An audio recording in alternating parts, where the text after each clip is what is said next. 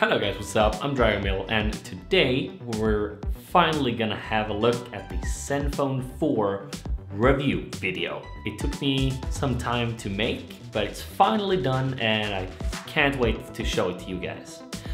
The ZenFone 4 is such a good step up from the ZenFone 3, which only that is a phenomenal phone, but the ZenFone 4 is something more.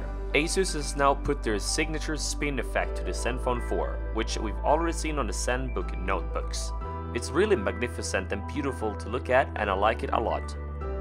The first thing you might notice is that the fingerprint scanner is moved from the back to the front. Also, it comes in a different shape. The remaining buttons has the new matte finish instead of its predecessor's Zen carvings. I like what this turned into.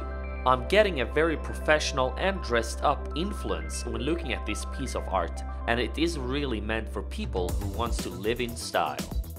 ZenFone 4 has a slick aluminum unibody design with both back and front covered in 2.5D Corning Gorilla Glass.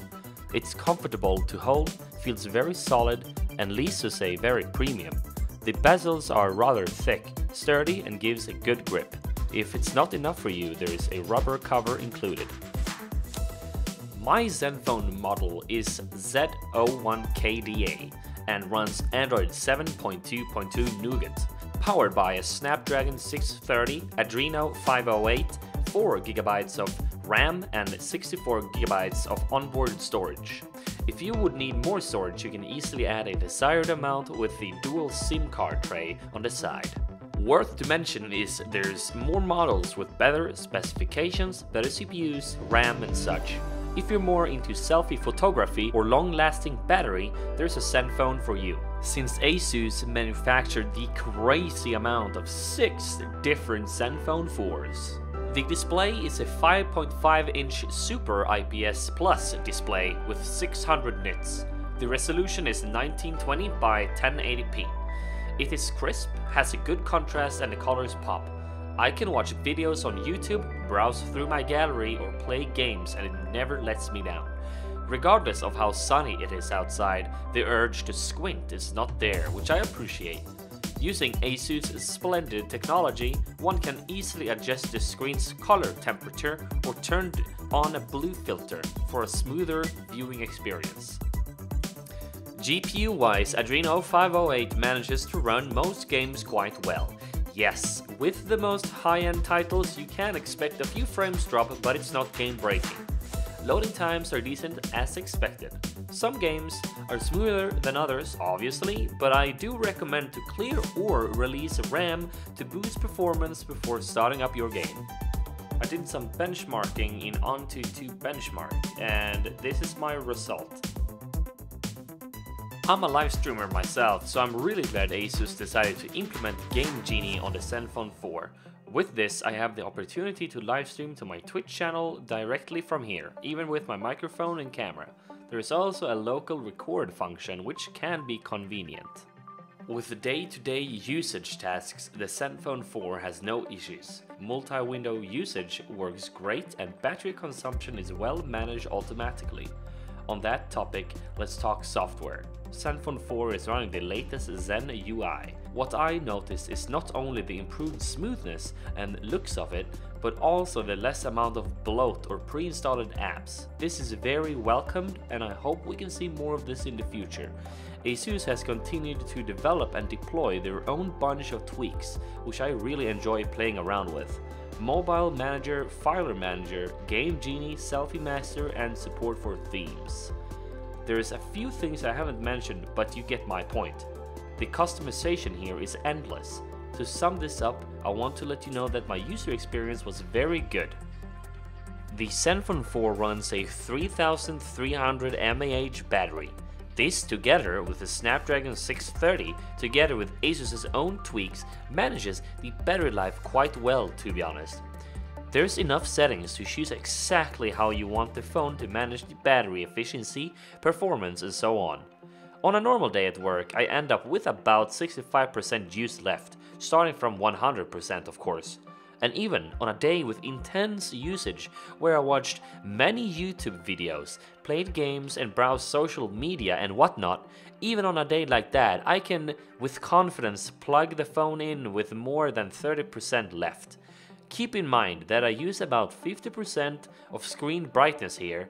If you're someone who doesn't play mobile games or even watch a lot or any videos at all, you will be very surprised how well the battery consumption really is. Even if you have to plug it in, the support for fast charging will get you from 0% to 50% in a little over half an hour. And now, what we've all been waiting for. Let's talk cameras. The headline here is a dual camera setup with Asus really pushing the "We love photos" slogan. The shooting experience was really nice. 12.2 megapixel f1.8 camera sits next to an 8 megapixel f2.2 120-degree wide-angle lens. This I'm really fond of, and I'm very happy to have the opportunity to include more things in my photos. I did expect more of the wide-angle lens and its results when it comes to quality though. Sometimes I feel my photos become a little grainy. When using the main camera, they're not. So that's a shame. This is only under bad lighting conditions though. Talking about bad lighting conditions, they still have a little way to go when compared with other top competitors in the cell phone industry. But set against the ZenFone 3, Asus has jumped heaps already when comparing the two in all areas, and that was pleasant to see. In general, the ZenFone 4 captures amazing photos. The image stabilizer in both photo and video mode is surprisingly superior. I enjoy making time lapses, so here's a nice piece for you. ZenFone 4 edits everything together for you in no time, fast and easy. Slow motion also works really well on this device. Set up your scene and have a go.